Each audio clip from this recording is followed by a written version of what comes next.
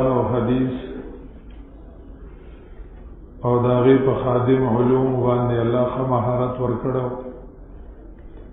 لږه موده کې ول الله ډیر مهارت ورکړو دې بټګرام کې ډیر پاتې شوی وختو علم خواتلا او غالبا واده جو نو د بټګرام نه دی او د خپل علاقې چې کوم دنو چلاس ګلګت چلاس کې چې کوم دنو شهر سره نږدې خپل ځمکې دي او ځایونه دي د خپل علاقې د خلا سر رسوخ والا خلک خاندان والا مونږ چې کوم دنو هلته لیدلي د کشر عمر کې الله رب العزت ډیر مالکې دل ورکړي وي فضائل او خصوصیات ډیر زیات دي وړوکوالي کې به د تبابا وي تبابا چې بوته ویل کېده د وړوکوالي نه ویل کېده او وایي چې د به چې ما تبابا وایي ځنې هلکان جیونو هغه وی چې مونږ بیا لکه بابا نشو ویلی نو مونږ بابا وي نو بس بابا مشهور شوی دی زمونږ په خاندان کې بس با ورته ویل کېږي چې لاسي با خطیب صاحب والد صاحب رحمه الله چې د هغه نه سبقونه ویلو د فنونو کتابونه به خطیب صاحب زه وړوکی وم چې د خیالي متول او دا کتابونه زما د والد صاحب نه ویله زه وړوکی وم پاکستان د جوړېدو نه مخکې خبره وه الله رب العزت طلب به پکې ډېر نو بس د الله رب العزت په باره کې بیا په محبت کې لیونی شوی مجذوب په غرونو باندې وګرځېدو دوه درې کاله زمانه د مجذوبیت تېره کړې ده چې بس پیس نو بس الله او دا شعرونه به بې اختیاره ویل بیا چې خپل کیفیت ته راغی نو عشق الهي ورته الله نصیب کړی او اوسني وخت کې د اوسني وخت مورنۍ روم او عشقي انداز او سره د توحید په مسله الله خو پوهه کړو د چلاس چې د لوی علاقه ده صوبه د اوس مستقل بلتستان او د چلاس سره نږدې چې کومه ضلع ده دا دیامر ورته وایي په دې ضلع دیامر کې مشرک د دوای د پارم نه ملاویږي بالکل پکې نشته او دا ټول د بابا مهنت دی او چې بابا به دومره ښایسته بیان کوو او مشران وي چې بیان مزیدار او بل به پکې شعرونه ویل جو خلک به ورته ډېر راغونډېده اواز یې ډېر ښکلی وي ګینې دلته چې کوم شرکیات وو دوره په بل علاقه کې نه مفتی سراج الدین صاحب والد صاحب هم په هغه علاقه کې پاتې کېدو نو بابا مونږ ته په خپله ویلو چې د توحید زمانه زده کړو د مفتی صاحب والد صاحب بیا واده ولوم وی مونږ دلته کې کړو وی دلته پاتې کېدو نو مفتی صاحب دلته پیدا شوی دی دله بوټي ما ورکړې ده مفتی سراج الدین صاحب دې سره پخوانی تعلق نو لوی سړی د خپل دور هر ژبه کې کتابونه شته هم فارسی کې شته هم عربی کې هم پښتو کې هم پښینای کې په څلورو ژبو کې شاعر اردو پښتو فارسی عربي شینای پنځو کې او د شینای ژبه د دې ټکی چالانه ورتلو دا لیک باتانی دا لیک چالانه ورته لکه دا هلته په سکولونو کې هم د بابا باندې مضمون راځي چې د شینایي د انشاء موجد چې دی نو هغه چلاسی بابا دی. اگر شینایي د بابا نه مخکې چا لیکلې نه وه، اگر دې الف باتا چاله نه ورتله چې دا څه شی لکه بل شان ټکي پکې هم شي، لکه زمونږ کې ټی ده هغې کې بل شان ټکي دي، زمونږ ړې ده نو هغې کې بل شان دي، دغه شان دي. هغه ټول بابا مرتب کړي دي او د هغې رسم الخط او بیا په شینایي ژبه کې شعر هم چا نو لیکلی، دا کې پکې د بابا کمال دی. او په شینایي ژبه کې د قرآن مجید ترجمه هم چا نه دی لیکلی، بابا پکې یو سپاره ترجمه لیکلې ده. دا لوی کمالات دي. دا هر ځای کې هم ډېر کتابونه دي، اردو کې هم دي، نثر کې هم شته، التبیان، التحقیق لدق، مجال دغه سفینة الامان، تحفة الاحباب، هسې ډېر کتابونه په نثر کې هم دي او په نظم کې هم دي. او ښه محققو پینډی شیخ صاحب رحمه الله او پنځپیر شیخ صاحب رحمه الله سره خصوصي تعلق او د کراچۍ ته هم رفیق الله خان صادق صاحب رحمه الله سره ښه تعلق و، لاندې ته تللی وم. زمونږ مدرسې ته ډېر ارمان و، وایي زه اوس تللی نه شم، ګرځېدی نه شم، دا ما ته ډېر سخت تکلیف شي. نو هغوی هم وایي چې چلاس ته 20 کاله شو چې نو راغلی، بیا وروستو ته سفر ګران. نو الله دې درجات اوچت کړي. تقریبا 100 کال عمر کې وفات شوی، 100 کاله عمر هغه د بابا و، دوره عمر کې چې کوم دی نو وفات شو. الله دې درجات اوچت کړي. د هغه په ځینې خبرې به بې اختیاره د خولې نه وتلې کولې وې. مونږ به چې لاړو نو یو به وی توحید مسئلې له زور ورکوي، د توحید بیانونکي نشته، خدای ته وګورئ دا توحید خلکو ته بیان کړي. په دې به سخت زور لګاو، د توحید باندې عاشق و. او دویم به دا خبره کوله چې زما کتابونه روک نشي، زما به کتابونو ترویج کوئ او زما د کتابونو نه څوک کاروبار جوړ نه کړي ډېر لکه او روک نشي. ما هم ورته ویل روکېږي به نه، د هغه وصیت هم و. نو زمونږ به لکه تذکره هم کوو او د توحید کم مصنف کې چې د کمې خبرې دردي او په هغې باندې هغه لیکل کړي او بل پې چا معلومات را جمع کړي، نو د دواړو کې ډېر فرق. لکه یو سړی دی هغه بې درده کتابونو نه حوالې را جمع کړي دي او په یو موضوع لیکلو کړي دي، او بل دا دی چې په هغه کې هغه شی په خپله څه وي موجود وي او ساده یو څو کرښې لیکلي، بس دغه ساده دغه تحقیقونو نه ډېرې څه وي افضل دي. دغه مصنف په زړه کې فیض لیک کې درد وي، په دې قلم کې هم څه درد وي، د هغې نه هغه انتقال بنده ته کېږي. نو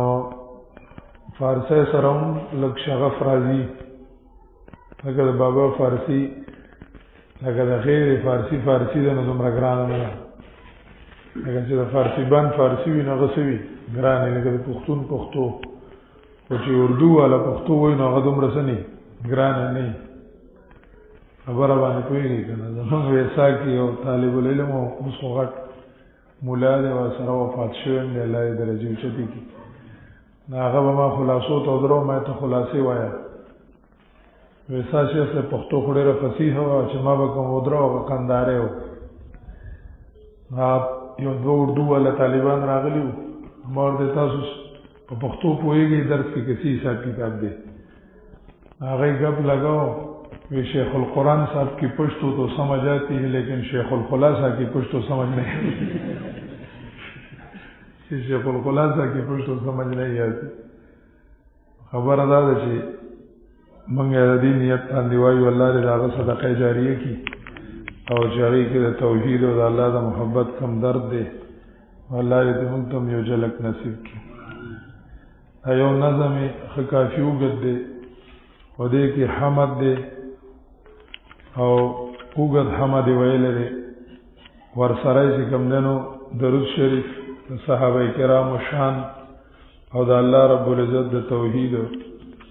د هغې چې کوم دنو اهمیت هغه هم ذکر کړی دی نو یو اوږد نظم یې ویلی دی 26 صفحې پورې دی خو به دا ښه لیکلي چې غټ غټ هم لیکلي او ترجمه یې ورته هم لیکلي اگر خپل کلام شرح کې ترجمه په خپله لیکلې ده که سړی وایي چې دا مقصد و دا مقصد و نو هغې ته پکې ډېر ضرورت نه دی پرېښودلی حمد ذاتے را کی بحر بندگان کرد پیدا ای زمین و آسمان حمد ذاتے را کی بحر بندگان صفتنا غزات لرا چه د پاره د بندگانو بحر د پاره د بندگانو کرد پیدا ای زمین و آسمان پیدا کړی دي چې کوم د ځمکه او اسمان الله د بندګانو د پاره ځمکه او اسمان چاله پیدا کړی دي خلق لكم ما فی الارض مطلب دی او به حکمت در وجود آورد آب دل فریب کرد زوروی تراب او به حکمت در وجود آورد آب یو پیرجر ته یو مولا بیان اوریدل به ما ته وی هغه زما شعرونه ویلو ټول غلط ویلو دا غلط ولوي تاسو ما ته بس فارسی بولنه ورته خو دوره د چې ویلې دي ته څه خبره کېږي لګا وینا نه زما شعر غلط مو ته ما ته لګو فارسی او کتاب راوړو شابه ته وایې چې ته غلط وایې ګټیک وایې ته غلط وایې ګټیک وایې ما ته لګي عبارت وي ته خو یې خې بد نه کیسه خو ته په ترنم لګای کا ما دې کې څه کار دي ته ترنم څنګه لګای ته ما ته لګو وایې ته مهمان ناراضي مې ته ترنم لګاو به خپل لګ ترنم لګاو आवाज خوګو او با حکمت در وجود آورد دغه مخکې مونږ مجالس چلای شي ویلو د رمضان کې او پیرا انو هغه نه مې ته سبق لګلو په دې رمضان کې خو زما د आवाज سم بوغي لګا دغه یې وګړه غراره په کې ډیری کنه خو دا وی دغه صحیح دی وی دغه ټول اوریدلو سبق اوریدلو به واپس جواب را لګلو وی دغه صحیح دی او با حکمت در وجود آورد آب هغه د خپل حکمت سره پیدا کړی دی وبو در وجود آورد وجود ته راوستلی دي څه شي وبو یعنی وبې را پیدا کړی دی بیا د وبو سره دل فارغ کار د زوروي تراب دا زوروي نه ازو دی دا ازو څه شي ازو په فارسی کې دا حمزه وصل سکی حذف کیږي ازنا دا حمزه وصل دي سکی حذف کیږي او دل فریب کرد خوند ورا کړی دا دل فریب چې زړه دوکه کوي مطلب چې دا سړي شړشمو دي ګلونو ته وګوري او شینکی ته سکی وګوري نو زړه له سم خوند ورکی نو دې او بو د وجنه د زمکه مخ خوند ور کړی دی دل فریب کرد خوند ور کړی دی ازور وی تراب د دې او بو د وجنه مخ د زمکه اوست روزی خوار را روزی رسان هست ای روزی رسانی رایگان اوست روزی خوار را روزی رسان ها الله رب العزت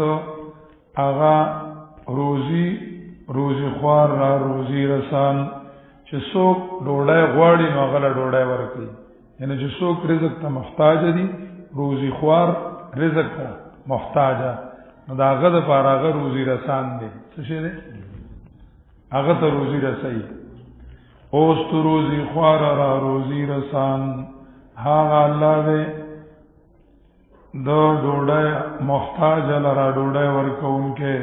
هست ای روزي رسانی رایگان اردی فیس نه غواړي اردی فیس نه غواړي سليمان عليه السلام چې ډوډۍ کړی و اما یې چور په سره اوچت شه د سلويخ تر د تیارې ټول کاپ کو نو نورو سليمان عليه السلام ته نو څه دا کومه ټول د غلط تیار کړو سمندري ټول زناور لمون څه کړو تیار کړو سلوي خرج مونږ تیارې کړې د پیریان انسانانو اته په یو دغه کې کپ کو او تیر دی کو عجیبه مل مستیا دی وي دا سخمال درې رونه درځه را کوي دا سیدا چې کوم مې وخوړې نو درې نوړې ده راځه را کوي زمل مو متار له یو ویلاره کړ عجیبه کار دی تا خو پنځه بکار تر کړې هوست روزي خوار را روزي رسان آغا اللہ دے چه رزق تا محتاج سوگا غط رزق رسون کے ہست ای روزی رسانی رائگان او دا روزی رسول دا چه کمدنو بی قیمت دی رائگان مانا پیسی نغوی اسی مفت انبیاء بفرصت بانوری مبین دا شاعرانو کمال دا انتقال کول نو دائره کی دا جسمانی رزق نه روحانی رزق ته کومن انتقال سکو ډایرکټ دغه سر رزق جسمانی خلک روح هم چې کومنو فضل پرې خودلې نه ده نو اوس روحانی رزق تذکرہ کوي انبیاء بفرست با نوری مبین از برای دفات ظلمت زمین پیغمبران را لګلی دي سره د نوری مبین نه درانا سره د نور سره سره لګلی دي انبیاء صد پارا از برای دفع ظلمت الزمین لتخرج الناس من الظلمات از برای دفع ظلمت الزمین د پارا د دفع کول د تیارې د زمکنا چې زمکنا صدفه کی تیار ور نبود ابن آدم چود ور باندې مودري کنا ور نبود دا یو دی دا کله دغه شان په کلام کې مفرد راځي کله مرکب چې کله مرکب راشي نو ور نبوده اگر چې نو دا ور بیا اگری او چې مفرد تکي شي یو تکي شي ور نبوده ابن آدم چودوا غنی بیا به بنی آدم لکه سارو بیا به بنی آدم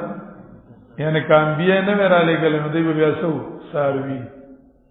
ورنبود ابن آدم چودوا گنی بنی آدمان بو پشان د سارو کی بدانسته ثواب و نا ثواب سنگ پی جندلیو چې کمندنو حق او نا حق جائز او ناجائز حلال او حرام دا خاص خلکو چې مولانا ته ضرورت دی بیا به د مور او د لور پر کړه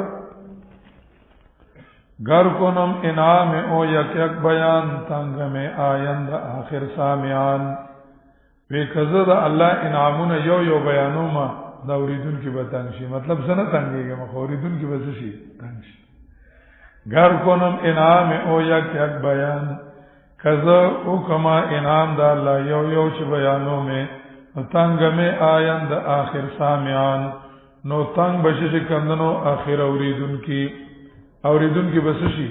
تنگ شي پس بے آباشت کے دارم اختصار بعد بر احمد درود و بے شمار پس بے آباشت نو خبداوی پس بے آن باشد نو بہتر با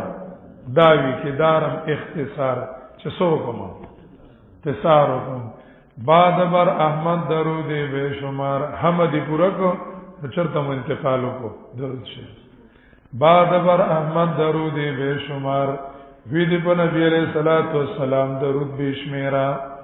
نبی علیہ السلام نے کمدنو بیشمیرا سوی نبی علیہ السلام لک صفت کی آنکھ میں دارت محاسن بے حساب میں نگنجد مدح او درست کتاب آغا پیغمبرو کہ میں دارت محاسن بے حساب شاغلری احسانونا بے شمارا خوبصورت بے شمارا محاسن کمالات پاگا کے بلا سری کمالات تھی میں نگن جدمد ہے او درصد کتاب نزائی گی داغ صفت پسل دفترونو کی سونو کتابونو کی داغ صفت زائد لے پا درود شریف پا آل باندے